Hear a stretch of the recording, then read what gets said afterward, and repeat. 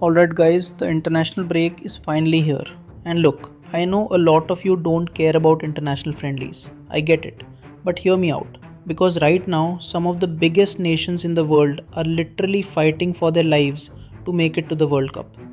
And I am going to go through every single path in the UEFA playoff round and tell you exactly who I think is going through and who is going home. These are my final predictions now. And I need to warn you. No hate to any of these teams, yeah. These are just my honest thoughts. If I'm going against your nation, don't take it personal. Drop your thoughts in the comments though, because I genuinely want to know what you think. And if you're new here, subscribe man, we talk international football a lot on this channel. Alright, let's get into it. So, path A.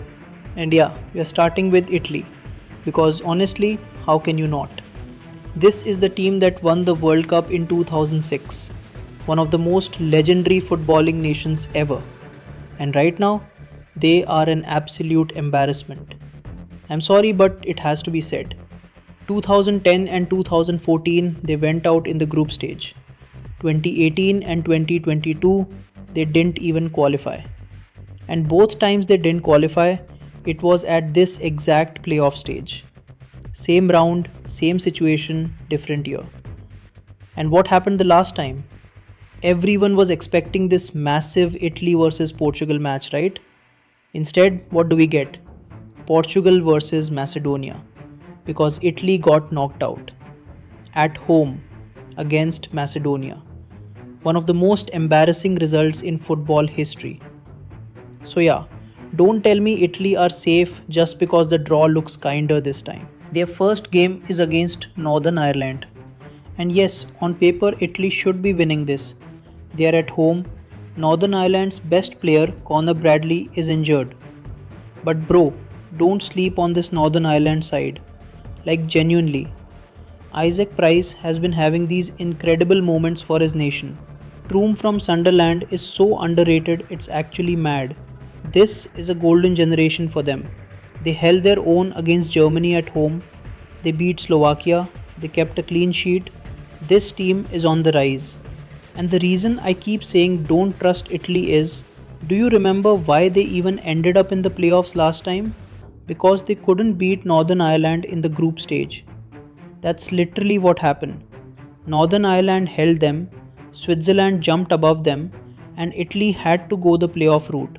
So no, Italy are not immune to this team. Italy do have quality though, obviously. Donnarumma in goal is still one of the best keepers in the world. Bastoni and Di Marco at the back, both Champions League finalists last season. Barella, Fratesi in midfield. Moise Kean up top. Esposito as a younger wildcard option. On paper, it's a solid squad. But their performances, bro, they got demolished by Norway twice. 7 goals conceded total. And then they let in 4 against Israel in one game. 4. With that backline. That tells you everything.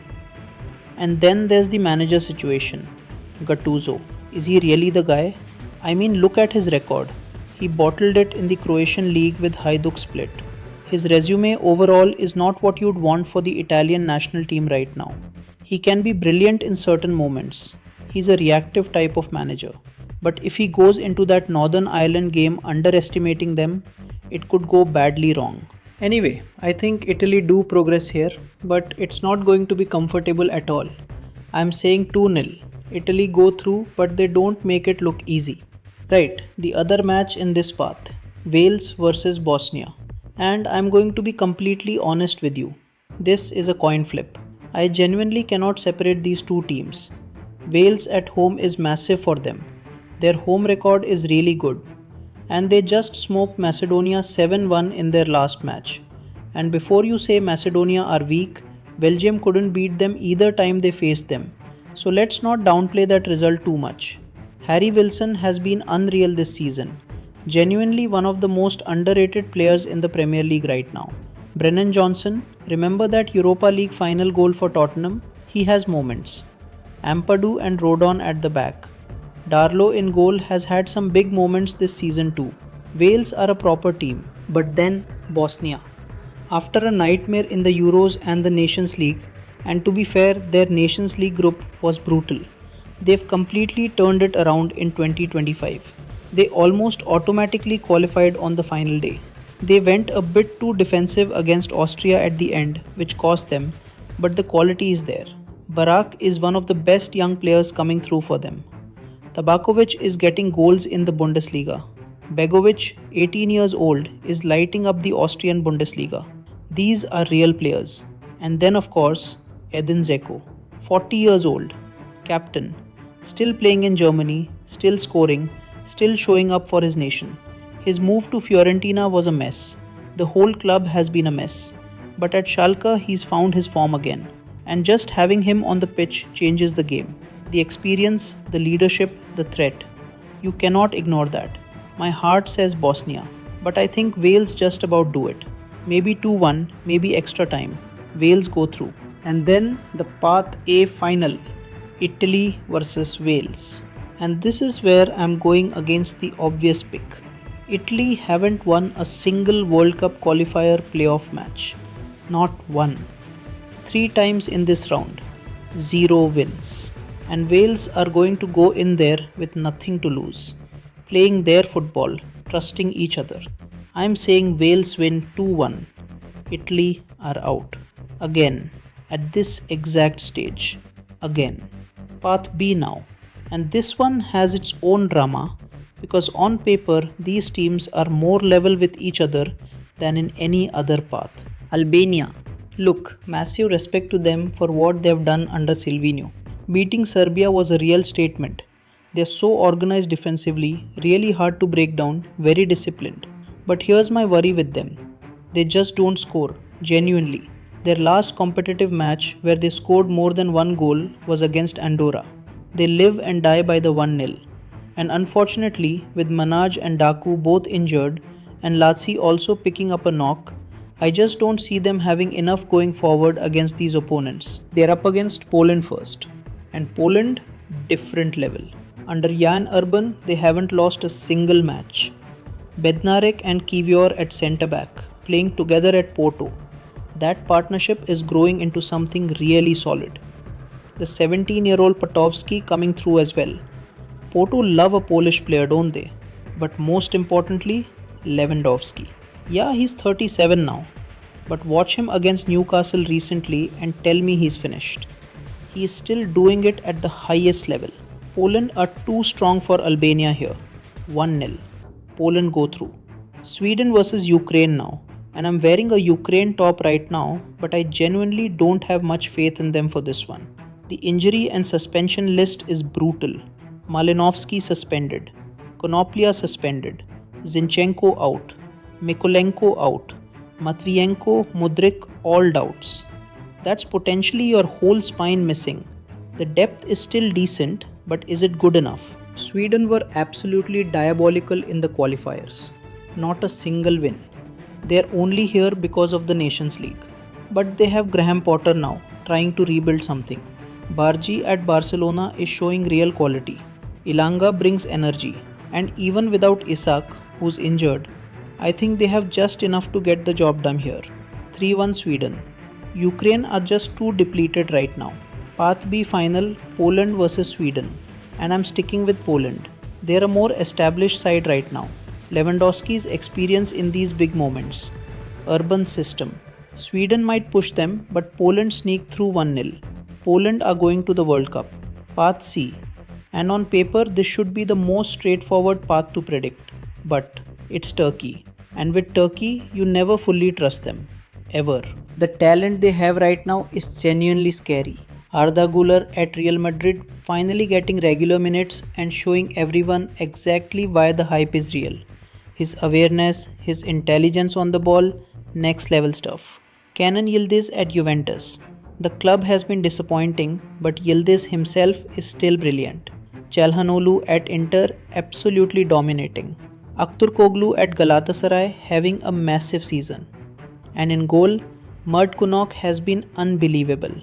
Like if it wasn't for him, Liverpool would have put about 8 past Galatasaray in the Champions League. No exaggeration. But here's the thing. All that talent and sometimes Turkey just don't gel as a unit. The overconfidence kicks in. the individuality takes over, and a more organized, more unified team can totally catch them off guard. I see it every tournament with Turkey. So much quality on paper, but they crumble at moments they really shouldn't. First match is at home against Romania, and being at home in Turkey, the atmosphere alone changes everything. Romania have quality. Dragusanu is returning from injury, which is huge for them. Dennis Mann on the wing is pacey and dangerous.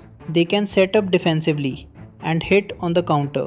But they've lost that spark since changing managers to Lucescu, and they just don't travel well. Turkey win this 3-1. The other match, Slovakia versus Kosovo. This one is really hard to call. Kosovo genuinely excite me as a team. Muriqi is one of the top scorers in La Liga this season, only behind Mbappe. Think about that for a second. Zagrova is a real quality winger when he's on it. Heather Jonai has had an explosive rise at only 22. But they're missing Krasniki, a huge loss in defensive midfield. And Rahmani is gone all season, their captain. Slovakia at home though. Lobotka in midfield, still one of the most underrated players in the game. Hanko from Atletico at the back. They beat Germany 2-0 at home in the qualifiers. Yes, they lost 6-0 in Germany, but at home they are a different team. I think Slovakia just squeezed through, maybe even penalties. 1-1 and Slovakia go through. Path C final, Turkey away to Slovakia. Turkey are still the favourites, but going away changes things for them. Still, the quality should be enough. 2-1 Turkey. Turkey qualify for the World Cup for the first time in 24 years. Their golden generation finally delivers. And finally, Path D. And this one has the best storyline out of all of them by miles. Denmark first. And look, they really shouldn't even be here. They were supposed to top their qualifying group. They were the favourites. And then what happened? Scotland came to Copenhagen on the final day and absolutely smashed them. 4 goals. Denmark didn't qualify through the group. So they come into this playoff with real pressure and real questions to answer. But the talent is there.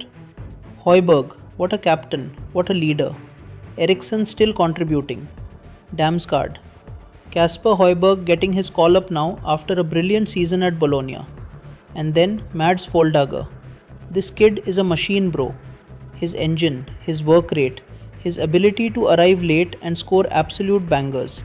He is going to be a top player. Denmark are still the strongest in this path even without Patrick Dorgu, who is a big miss. Against Macedonia. I'm sorry, I want to see the underdog do it, but I don't think they have enough anymore. Elmas and Bari are not quite as effective as they were a couple years ago. New manager as well. Denmark should handle this. 4-1. But the match I actually can't stop thinking about in this path. Czech Republic versus Ireland. Because the Ireland story right now is genuinely one of the best things in international football. Czech Republic have reason to be optimistic. New manager Miroslav Kube, who's had loads of experience domestically. Pavel Sulch has been brilliant for Lyon when fit, and he's set to return. Patrick Schick is fit. They are at home. Reasons to believe. But Ireland, man, where do I even start? They lost to Armenia. Everyone gave up on them. The Irish fans, the pundits, everyone wrote them off. And then they went to Portugal, and won. And then in the dying seconds of stoppage time against Hungary, Troy Parrott put them through. Like the scenes. I got chills watching that.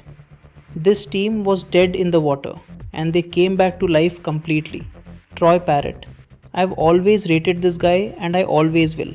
He doesn't play for a massive club, but he scores when it matters most for his nation. And that is everything. He's a hero in Ireland right now.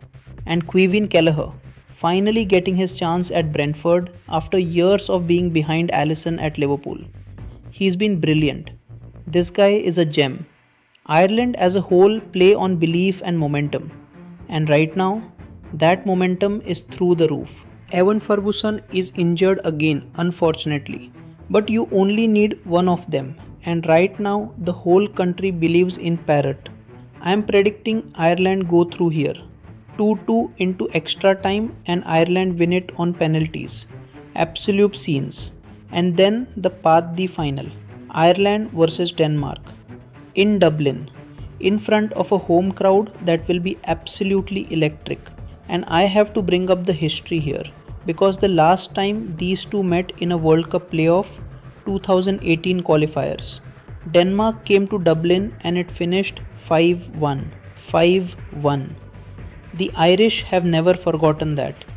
They will be so desperate to get revenge on that exact stage. Nathan Collins and O'Shea will need to be at their absolute best. They cannot switch off against Denmark's forwards. And they can't just rely on Kelleher bailing them out every time against a side this quality. I genuinely want Ireland to do it. But I think Denmark's midfield quality is just too much in the end. 3-2. Another thriller. Denmark qualify. Ireland are heartbroken, but they should be so proud of what they've done. So here's where I'm landing. Path A. Wales. Italy bottle it at the playoff stage for the third time. Path B. Poland.